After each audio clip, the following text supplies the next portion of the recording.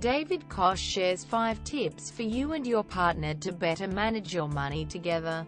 We're almost a quarter of the way through the new financial year, so it pays to take the time now to get your finances in order now and set yourself up for a fiscally healthy 2017.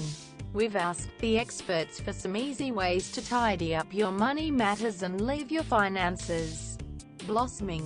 Create a budge. Many people dread budgeting, but it will pay off if you take the time to work out your incomings and outgoings. A good approach is to divide up your finances and have one account for spending and one account for saving, says Rising Tide Financial Services Managing Director Chris Browne. Live on 80% of your income and set aside 20% for a rainy day by having that deducted and set aside into a high-interest, no-fee account, he says. Also jot down your weekly expenses, factoring in rent, mortgage, utilities, insurance cover, childcare, groceries, petrol and any other costs that have to be paid regularly.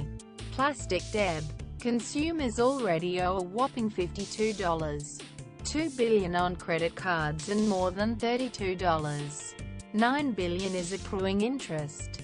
Yellow Brick Road wealth manager Greg Bloom says borrowers should rein in their spending on plastic and shave down what they already owe.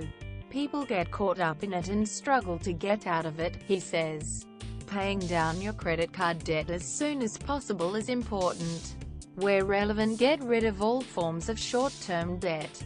Balance transfer deals where you transfer your debt from one card to another and enjoy an interest-free honeymoon period can be a much quicker way to pay down plastic. Set savings goal.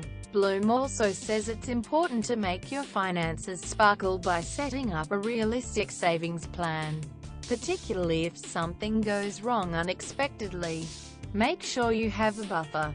A lot of clients are living day to day, so try to put aside 3 months of your salary, he says. Have money available, so that if something happens, you get injured or you lost your job, you wouldn't be out on the street and defaulting on any debt.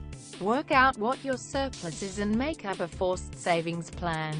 Switch lender. Hundreds of home loan interest rate deals on both variable and fixed rate loans are below the 4% mark, which should prompt borrowers to review their loan and see if they can nab a cheaper deal.